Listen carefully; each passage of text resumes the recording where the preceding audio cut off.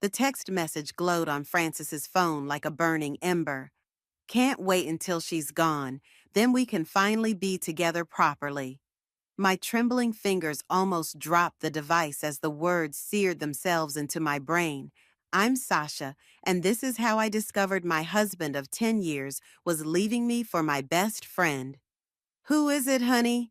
Francis called from the kitchen. The casual tone in his voice made me want to scream. Oh, just checking the time, I managed to reply, my voice steadier than I felt. I placed his phone back on the coffee table exactly as I'd found it, muscle memory from years of tidying up after him. The signs had been there for months. Stacy's constant presence at our house, their inside jokes, the way they'd both fall silent when I entered a room. I'd dismissed it all, told myself I was being paranoid. After all, Stacy had been my best friend since college. She'd been my maid of honor, for God's sake. Mom, can you help me with my science project? Peyton's voice drifted down from upstairs, anchoring me back to reality. Just a minute, sweetie, I called back, wiping away tears I hadn't realized were falling. Francis walked into the living room, wiping his hands on a dish towel. I need to talk to you about something, he said, his face serious. My heart stopped. This was it. I already know, I whispered. His expression shifted from confusion to recognition, then settled on something worse, relief. How? Does it matter? I stood up, my legs shaking. How long? Sasha, it's not what you think. How long? He sighed, running his hands through his hair, a gesture I used to find endearing. 6 months. I laughed, but it came out more like a sob. 6 months. While I was planning Peyton's birthday party, while we were having Sunday dinners with my parents, while Stacy was helping me pick out curtains for our bedroom. I never meant to hurt you, he said, reaching for my arm. I jerked away. Don't touch me. Don't you dare touch me. Mom? Peyton appeared at the bottom of the stairs, her science project forgotten. Why are you crying? Francis moved toward our daughter. Princess, why don't you go back upstairs? No, I cut in. She deserves to know her father is leaving us for Aunt Stacy. The look of betrayal on my daughter's face would haunt me forever. The next few days passed in a blur. My parents arrived after Francis called them, but not to support me. No, they came to tell me how I should have seen this coming, how I'd been too focused on my marketing business, how I'd pushed Francis away. Honestly, Sasha, my mother said, stirring her tea in our kitchen, my kitchen, you can't expect a man to stick around when you're always working late. Mom, I worked late twice last month. Twice. I gripped the counter until my knuckles turned white. Meanwhile, your perfect son-in-law has been sleeping with my best friend since Christmas. Don't be crude, she snapped. Francis is a good man who made a mistake. And Stacy, well, these things happen. My father nodded sagely from his seat at the table. The important thing now is to handle this with dignity. Think about Peyton. I was always thinking about Peyton. She hadn't spoken to anyone since that night, just stayed in her room drawing picture after picture of our family, always tearing Stacy's face out when she appeared. That evening, my phone buzzed with a text from Stacy. Can we talk? I want to explain. Before I could respond, another message appeared. Francis and I are getting married. I'd really like your blessing. I stared at the phone, feeling something shift inside me. The hurt and betrayal crystallized into something harder, colder. They wanted my blessing? Fine. I'd give them a wedding they'd never forget. I opened my laptop and created a new folder titled Wedding Plans. But this wasn't for their wedding. It was for my investigation. Because that text I'd seen on Francis's phone, it wasn't just about their affair. The word choice, the timing, something bigger was going on. My phone buzzed again. This time it was Corey, my colleague from work. Hey, heard what happened? Need anything? I smiled for the first time in days. Corey had connections everywhere, and more importantly, he owed me a favor. Actually, I typed back, I could use your help with something. They wanted to destroy my life? Game on. I was about to become their worst nightmare. You're not going to believe what I found, Corey said, sliding into the booth across from me at our local coffee shop. His laptop was already open before he'd fully settled in. I leaned forward, wrapping my hands around my untouched coffee. Tell me, first, how are you holding up? His eyes were kind, reminding me why he was one of the few people I still trusted. I'm fine, I said automatically, then caught myself. Actually, I'm not fine. Peyton barely speaks to me. My parents think I'm having a breakdown. And yesterday, I had to watch Stacy try on wedding dresses through the window of Bella's bridal. Wait, what? Why were you... Focus, Corey. What did you find? He turned his laptop toward me.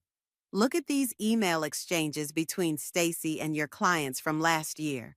Remember how you lost the Johnson account and the Martinez campaign? I scanned the emails, my hands starting to shake. There they were, emails from Stacy to my biggest clients, subtly undermining my work, suggesting they might find better services elsewhere, always sent just before crucial meetings or contract renewals. She was sabotaging me, I whispered, while pretending to support my business. There's more. Corey pulled up a bank statement. Remember that investment opportunity Francis told you about? The one you decided not to pursue? I nodded. 6 months ago, Francis had suggested we invest in a new property development. I'd refused, saying it seemed too risky. Well, guess who did invest? Stacy, with money that mysteriously appeared in her account 2 days after being withdrawn from your joint account with Francis. The coffee cup cracked in my grip. He gave her our money? $50,000 worth. A barista approached to clean up the spilled coffee, but I barely noticed. I need copies of everything. Already done. Corey handed me a USB drive. But Sasha, what are you planning to do with this?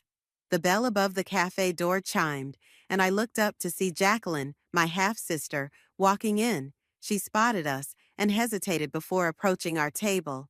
Hey, she said awkwardly. Mom said you'd be here. Come to tell me how I drove Francis away? I asked bitterly. She slid into the booth next to me. Actually, I came to apologize. I've been thinking about everything and something doesn't add up. Francis and Stacy, they're too perfect about it all. Like they've rehearsed everything. Corey raised an eyebrow at me. I nodded, and he turned the laptop toward Jacqueline. Oh my God, she breathed, reading through the emails. That bitch. Language, I said automatically, then laughed at the absurdity of correcting my sister's language while plotting revenge. What can I do to help? Jacqueline asked.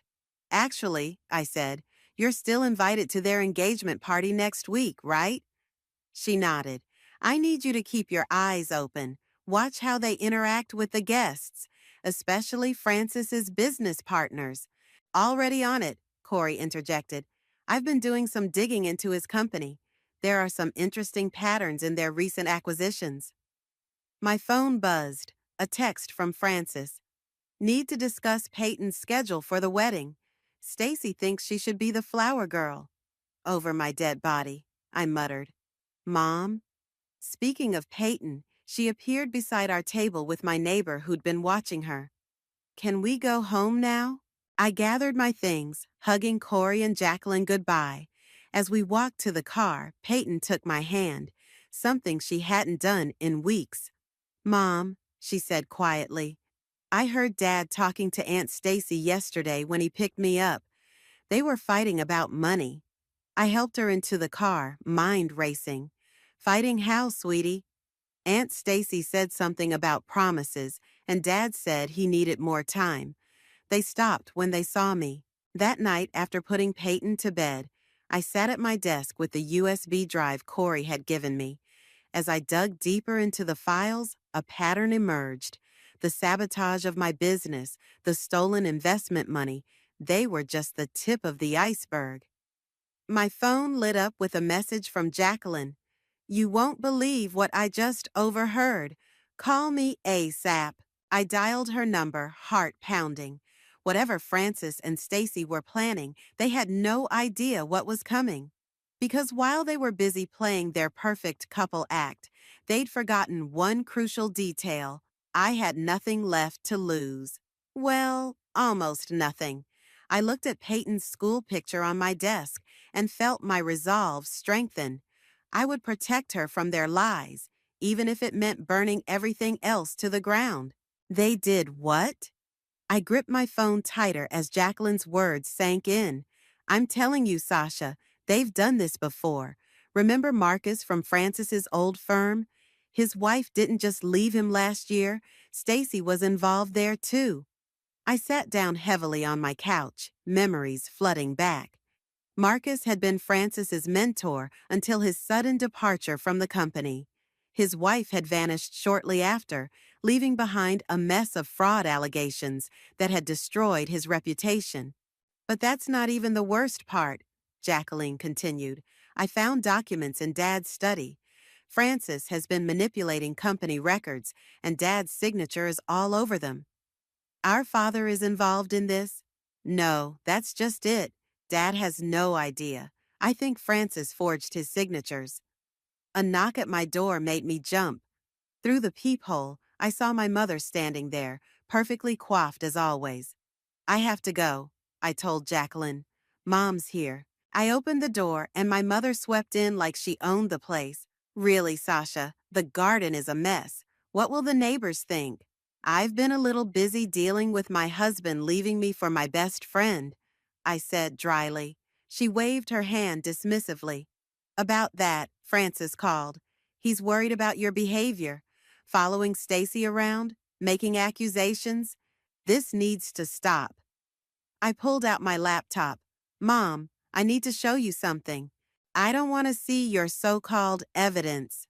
She perched on the edge of the couch. "You need to accept that sometimes marriages end. Your father and I are being played for fools." I interrupted, turning the screen toward her. "Look at these signatures. Really look at them." She glanced at the documents, then did a double take. "These are your father's signatures on Francis's company papers." "Except Dad never signed them, did he?" For the first time, I saw uncertainty cross my mother's face. "How did you get these?" "Does it matter?" "What matters is Francis has been forging Dad's signatures to authorize fraudulent transactions. And Stacy, she's helped him do this before." "Mom?" Peyton's voice came from the stairs. "Grandma?" My mother quickly composed herself. "Hello, darling. Shouldn't you be in bed?" "I can't sleep." Peyton came down, clutching her stuffed rabbit. "I keep having bad dreams about the wedding." I pulled her into my lap, shooting my mother a pointed look. "Want to tell us about it?" Aunt Stacy was wearing a black dress, and she was laughing while everyone was crying. Peyton buried her face in my shoulder. "And Dad wasn't Dad anymore." My mother's face softened. Perhaps we should discuss this further, Sasha. Not in front of Peyton, of course." After putting Peyton back to bed, I found my mother in the kitchen, going through the files on my laptop. Her hands were shaking. "There's more," I said quietly. "Remember the investment property Francis was so excited about?" She looked up sharply. "The one at the lake? It doesn't exist. The company he claimed to be working with, it's a shell corporation. Stacy's name is all over the paperwork, along with 3 other women's names, all from different cities, all connected to Francis's previous business ventures." My mother sank into a chair. "Your father needs to see this." "Will he believe it?" "He'll have to." She straightened her spine. "No one forges my husband's signature and gets away with it." My phone buzzed with a text from Corey. "Found the smoking gun. Meeting tomorrow 9 a.m. Bring Jacqueline." "Mom," I said carefully, I need your help with something, but you have to promise to hear me out completely. She nodded slowly, her eyes still on the documents.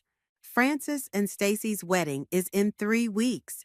They're expecting me to cause a scene, to act like the bitter ex-wife. But what they don't expect? I laid out my plan, watching my mother's expression change from shock to understanding to something that looked almost like pride. It's risky, she said finally. If it goes wrong, I know, but I'm not just doing this for me anymore. I showed her another document, one I'd been saving. Look at what they're planning to do with Peyton's college fund. My mother's face hardened. Tell me what you need me to do. As she left that night, she hugged me for the first time since the separation. I'm sorry I didn't believe you, she whispered.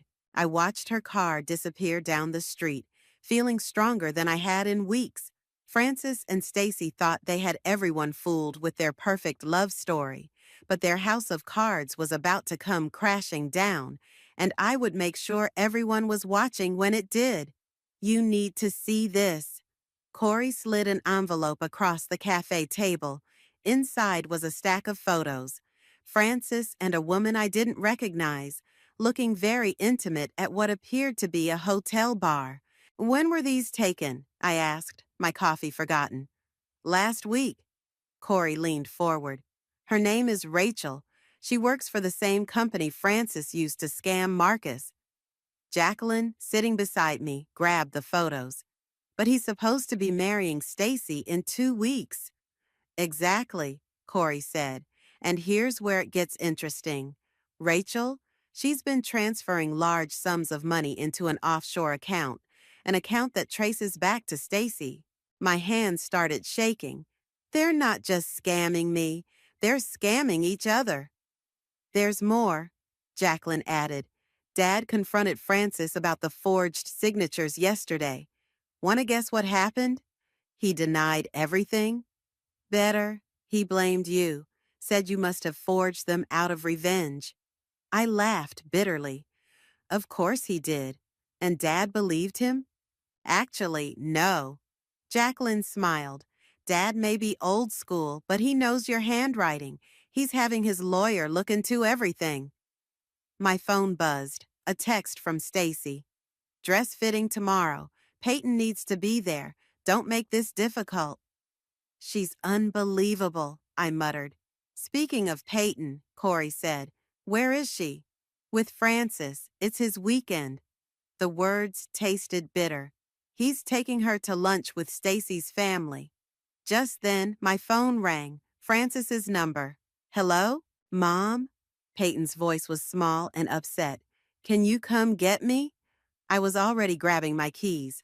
What's wrong, sweetie? Dad and Aunt Stacy are fighting really bad. She keeps saying something about Rachel, and Dad's face got all red, and I'm on my way. Where are you? The new Italian place downtown. Mom, I'm scared. I mouthed, coming? To Jacqueline and Corey. They both nodded, gathering their things. We arrived at the restaurant 15 minutes later. Through the window, I could see Francis and Stacy in what looked like an intense discussion. Peyton was huddled in her chair, trying to make herself invisible. I walked in, head high. I'm here for my daughter. Francis stood up quickly. Sasha, this isn't your concern. Really? Our crying daughter isn't my concern? I turned to Peyton. Get your things, sweetie. Stacy grabbed my arm. We need to talk. Now. I jerked away from her. Don't touch me. You don't understand, she hissed. Francis isn't who you think he is. Oh, I know exactly who he is, I said loudly enough for nearby tables to hear. And I know about Rachel. The color drained from Francis's face. Stacy's eyes widened. Peyton, let's go, I said, holding out my hand. She ran to me, clutching her backpack. This isn't over, Francis called after us. No, I agreed, turning back. It's just beginning. Outside, Jacqueline wrapped Peyton in a hug while Corey kept watch through the window. They're really going at it now? he reported. Good, I said, helping Peyton into the car. Let them destroy each other. Back at home, after Peyton had calmed down and was watching TV with Jacqueline, Corey pulled me aside. There's something else you should know, he said quietly. I found evidence that Francis is planning to leave the country after the wedding. He's been looking at properties in countries without extradition treaties. And Stacy? Has no idea, but she's been moving money too, just not where Francis thinks she's moving it. My phone buzzed again, an email from my father's lawyer requesting a meeting. Then another text from Stacy. We need to talk, alone. There are things you don't know. What are you thinking? Corey asked, watching my face. I showed him the messages. I'm thinking it's time to let them implode. They're both getting sloppy, making mistakes. The wedding's in 2 weeks, he reminded me. Perfect. I smiled. Just enough time to make sure everyone sees exactly who they really are. Peyton appeared in the doorway. Mom, are you going to stop the wedding? I knelt down to her level. Honey, sometimes grown-ups do bad things, and other grown-ups have to make sure they face consequences. Do you understand? She nodded solemnly. Like when Tommy stole Sarah's lunch money and the teacher made him apologize in front of everyone? Something like that, I said, hugging her. Just bigger. Good, she said firmly, because Dad made you cry, and Aunt Stacy isn't really our friend anymore. Out of the mouths of babes, I thought. If only Francis and Stacy knew that their biggest mistake wasn't their elaborate scams or their betrayals. It was underestimating an 8-year-old's ability to see through their lies. The pre-wedding dinner was exactly as uncomfortable as I'd expected. My mother had insisted I attend for Peyton's sake. But watching Francis and Stacy play the happy couple while shooting daggers at each other was almost worth it. More wine? Francis's mother asked, her smile strained. Please, Stacy said, holding out her glass for the 3rd time. I caught Jacqueline's eye across the table and gave a slight nod. She cleared her throat. So, Stacy, tell us about the honeymoon plans. Francis mentioned Bali. Stacy's fork clattered against her plate. Bali? No, we're going to the Maldives. That's not what Francis told his investment partners. Jacqueline continued innocently. Right, Dad? Our father looked up from his meal. He was quite specific about Bali. Something about property investments. The tension in the room thickened. Francis loosened his collar. Property investments? Stacy turned to Francis. You never mentioned any investments. It was meant to be a surprise, darling, Francis said smoothly, but I caught the warning glance he shot at my father. Speaking of surprises, my mother interjected, Stacy, dear, wasn't that Rachel at your dress fitting yesterday? Such a lovely woman. I nearly choked on my water. Corey had staged those photos perfectly. Stacy's face went pale. Who? Rachel, my mother continued, the picture of innocence. Tall, blonde, she seemed to know Francis quite well. Excuse me. Stacy pushed back from the table. I need some air. Francis stood to follow her, but Peyton grabbed his sleeve. Dad, you promised to look at my science project before dessert. Not now, Princess. But you promised. Her lower lip trembled. We'd practiced that look for hours. While Francis was distracted, I slipped out after Stacy. I found her in the garden, frantically typing on her phone. Trouble in Paradise? She spun around. What are you playing at, Sasha? Me? I'm just enjoying this lovely dinner. You're the one who seems nervous. I know what you're doing, she hissed, trying to cause problems between Francis and me. It won't work. I pulled out my phone and showed her the photos of Francis and Rachel. Really? Because it seems to be working just fine. Her face crumpled for a moment before hardening. You don't understand. I had to do it. Francis, he's not who you think he is. Oh, I know exactly who he is, just like I know about the offshore accounts, Stacy. Both sets of them. She grabbed my arm. Listen to me. Francis is planning something big. After the wedding, everything okay out here? Francis appeared in the doorway, his voice tight. Fine, Stacy said quickly. Just getting some wedding advice from the expert. Back inside, Peyton was showing everyone her science project, a detailed presentation about cause and effect. And this is what happens when you mix vinegar and baking soda, she explained, pointing to a photo of an erupting volcano. Just like secrets, I added. Put enough pressure on them, and eventually, Francis's mother cleared her throat. Perhaps it's time for dessert. Actually, my father stood up. Francis, could we discuss something in my study about those signatures? I watched them leave, counting silently. 3, 2, 1. He's going to ruin everything. Stacy suddenly burst out, the wine finally loosening her tongue. All these months of planning, and he's going to take everything. The room fell silent. Take what, dear? Francis's mother asked. Stacy's eyes darted around the room, realizing her mistake. I I mean, my phone buzzed, a text from Corey. Documents delivered to the SEC. Timeline moved up. Get ready. Stacy, I said calmly, would you like to tell everyone about the money, or should I? What money? Several voices asked at once. But before Stacy could respond, we heard shouting from my father's study. The door burst open and Francis stormed out, his face red. We're leaving. He grabbed Stacy's arm. Now. But the dessert, his mother protested. I said we're leaving, Francis shouted, making everyone jump. Peyton started crying, and I pulled her close.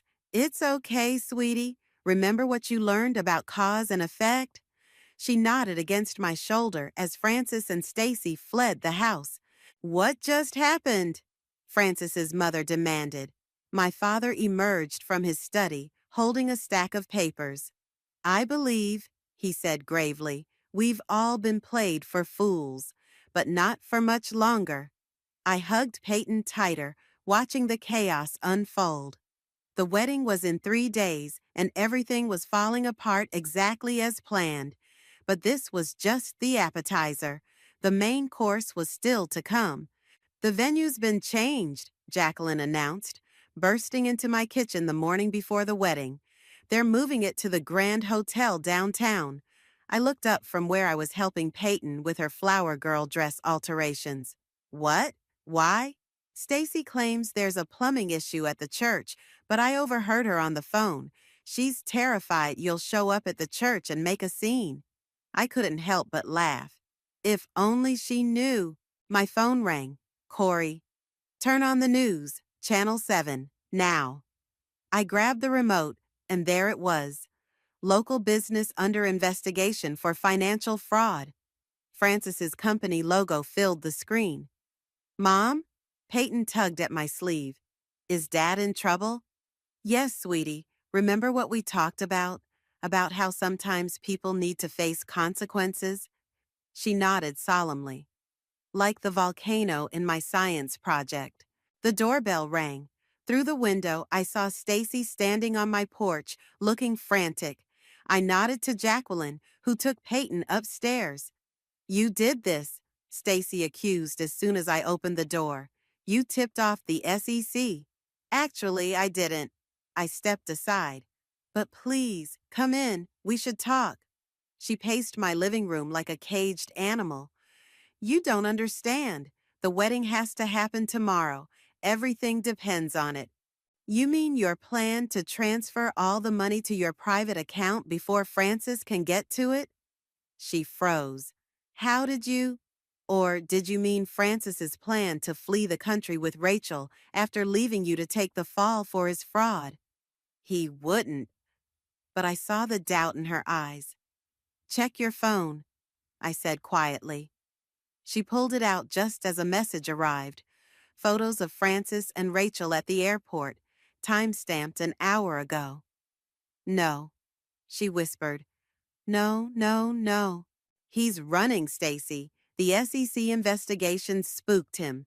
But here's what you don't know. Rachel, she's working with them, has been for months. Stacy sank onto my couch, her perfect makeup starting to smear. I'll lose everything. Not necessarily. I sat across from her. You could tell the truth about everything, starting with Marcus. Her head snapped up. How do you know about Marcus? I know a lot of things, like how you and Francis have done this before. Find a successful business owner, seduce them, destroy their marriage, take their money. But this time, you got greedy. You both wanted to scam each other. It wasn't supposed to be you, she whispered. You weren't the original target. But then Francis saw how successful your business was becoming. My phone buzzed again. Corey. Francis caught at airport. Rachel wore a wire. It's all falling apart. I showed Stacy the message. Last chance. Tell the truth at the wedding tomorrow, or go down with him. The wedding's off, she said numbly. No, I stood up. The wedding needs to happen. Everyone will be there. Investors, business partners, family, all the people you've lied to. They deserve to know the truth. Why are you doing this? Because you didn't just betray me, Stacy. You betrayed my daughter. You made her question everything she believed about love and trust. As if on cue, Peyton appeared at the top of the stairs in her flower girl dress. Mom, is the wedding still happening? Stacy looked at her, then back at me. I'll do it. I'll tell everything. After she left, Jacqueline came downstairs. Did she agree? I nodded. Call Dad. Tell him to make sure all the investors show up tomorrow. And call Corey. We need those documents ready. That night, as I laid out my outfit for the wedding, Peyton came into my room. Mom, are you scared? I sat on the bed, pulling her close. A little. But sometimes being brave means doing scary things, because they're right. Like when you let me get back on my bike after I fell? Exactly like that. I kissed her forehead. Now get some sleep. Tomorrow's going to be a big day. After she left, I checked my phone one last time. A message from my father. Francis made bail. Wedding still on. Security arranged. Another from Corey. Everything in place. Rachel cooperating fully with authorities. And finally, one from Stacy. I'm sorry for everything. See you tomorrow. I looked at my reflection in the mirror. The woman staring back wasn't the same person who had discovered that text message on Francis's phone all those weeks ago. She was stronger now, wiser. Tomorrow, Francis and Stacy's perfect facade would crumble in front of everyone they'd ever deceived. But for me, it wouldn't be about revenge anymore. It would be about justice, about truth, about showing my daughter that sometimes the best way to heal isn't to hide from pain, but to face it head on. I turned off the light, ready for whatever the morning would bring. The Grand Hotel's ballroom buzzed with tension. I sat in the back row watching Francis fidget at the altar. He kept checking his phone, probably wondering why Rachel wasn't answering his messages. Everything set? Corey whispered, sliding into the seat beside me. I nodded. SEC agents? In position, exits covered. The wedding march began and Peyton started down the aisle, dropping rose petals with mechanical precision. She caught my eye and gave a tiny nod, our secret signal. Then came Stacy, floating down the aisle in white. She looked perfect, except for the slight tremor in her hands as she clutched her bouquet. Dearly beloved, the officiant began, but before he could continue, the ballroom doors burst open. I object, Rachel strode in, followed by two men in suits. And so does the Securities and Exchange Commission. Francis's face went from red to white in seconds. What is this? This, Rachel held up a folder, is evidence of your fraud, Francis. dating back 3 years across 4 states. Gasps rippled through the crowd. I saw my father stand up, positioning himself near the side exit. Stacy, Francis turned to his bride. Did you do this? She stepped back from him. No, Francis, but I'm done lying. She faced the crowd. Everything you're about to hear is true. I helped him do it. All of it. Shut up. Francis lunged for her, but my father and Corey were faster, grabbing his arms. Let me tell them about Marcus, Stacy continued, her voice growing stronger. About how we destroyed his life, and Sarah in Boston, and Patricia in Miami. The crowd erupted in chaos. I saw Francis's mother faint, while his father stared in horror. You think you're so clever? Francis snarled at Stacy. Tell them about the money you stole, about your own offshore accounts. Already done, Rachel said, holding up her phone. She confessed everything yesterday, wearing a wire. I stood up. Francis, remember when you told me I worked too much? That I was neglecting our marriage? It was all a setup, wasn't it? You needed me distracted while you and Stacy drained my accounts. Mom? Peyton's small voice cut through the chaos. Is it over now? The room fell silent. Francis looked at our daughter, really looked at her, perhaps for the first time in months. Peyton, he started. Save it, I cut in. She knows everything. We showed her the evidence, explained it in terms she could understand. She knows exactly what you and Stacy did. You involved our daughter in this? He spat. No, you involved our daughter when you decided to destroy our family for money. The SEC agents moved forward. Francis, you're under arrest for securities fraud, wire fraud, and conspiracy to commit fraud. You can't prove anything, he shouted, struggling against my father and Corey. Actually, Stacy stepped forward, we can prove everything. She opened her purse and pulled out a USB drive. Every transaction, every email, every conversation. I kept records of everything. Francis lunged at her, breaking free from his restraints. But before he could reach her, Peyton stepped between them, her flower basket upturned at his feet. Don't hurt anyone else, Dad, she said firmly. He froze, staring at our daughter standing there in her flower girl dress, protecting the woman who had helped destroy our family, but was now helping to serve justice. The SEC agent seized the moment, handcuffing Francis. As they led him away, he turned back one last time. Sasha, you've ruined everything. No, I said calmly, taking Peyton's hand. You did that all by yourself. Stacy approached me, tears streaming down her face. I know it means nothing now, but I am sorry, truly sorry. You're right, I replied. It means nothing. But testifying against him, that means something.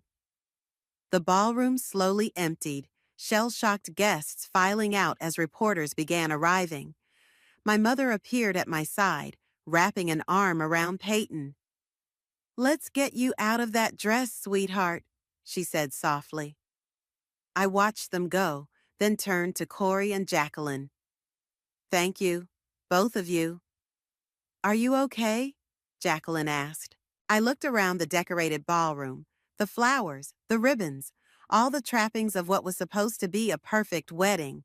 You know what? I actually am. Rachel approached us, holding her SEC badge. We'll need you to come in tomorrow to make a formal statement. I nodded. I'll be there. All of us will. As we left the hotel, photographers snapped pictures of Francis being led to a police car, of Stacy being escorted by federal agents, of the chaos they'd created finally catching up with them. But the only photo I cared about was the one Jacqueline took moments later. Peyton and me, walking away from the hotel, hand in hand, heading toward whatever came next. The morning sun streamed through my office windows as I reviewed the final settlement documents. My father sat across from me, pride evident in his eyes. The judge's ruling came in, he said, sliding a paper across my desk. Francis took a plea deal, 15 years. And Stacy, 5 years, reduced sentence for cooperation. She's already transferred back all the money she took from your accounts. My phone buzzed. A text from Corey. Turn on the news. I flicked on the office TV to see Rachel giving a press conference outside the courthouse. This case represents one of the largest fraud schemes we've uncovered this year, she was saying. Thanks to the courage of those who came forward. Mom! Peyton burst into the office, waving a paper. I got an A on my science project. The teacher said my presentation on cause and effect was the best in class. I hugged her tight, breathing in the scent of her strawberry shampoo. I'm so proud of you. Mrs. Martinez is here to see you, my assistant called from the doorway. I smiled. Mrs. Martinez had been one of my biggest clients before Stacy's sabotage. Send her in. Sasha, she greeted me warmly. I've been following the news. I had no idea. I'd like to bring my business back to you if you'll have it. I'd be honored. My father stood up. Come on, Peyton. Let's get ice cream while your mom works. After they left, I opened my laptop to find an email from Marcus's wife. Thank you, it read. Because of your evidence, they're reopening Marcus's case. His name will finally be cleared. The door opened again, and Jacqueline walked in with coffee. Guess who just called? The reality show American Justice wants to do an episode about the case. I laughed. Hard pass. That's what I told them. She sat down. How are you really doing? Watch this, I said, pulling up my business's financial reports. We've doubled our client base since the story broke. Turns out people appreciate honesty in business. And personally, I looked at the family photo on my desk, now updated to show just Peyton and me, both of us smiling genuinely. We're healing. Peyton's therapist says she's processing everything in a healthy way. She's even helping other kids at school deal with their parents' divorces. Like mother, like daughter, Jacqueline smiled. My phone rang. Corey again. The FBI wants to talk to you. They think Francis and Stacy might have had other accomplices in different states. Tell them I'll help however I can, I replied. But right now, I have a client meeting to prepare for. After hanging up, I walked to my office window, looking out at the city below. My reflection showed someone different from the broken woman who discovered that text message on Francis's phone. The woman staring back was stronger, wiser, and somehow more herself than she'd been in years. The door opened one more time, my mother carrying a stack of files. These just came from the prosecutor's office. They need you to verify some dates. Thanks, Mom, for everything, for believing me eventually.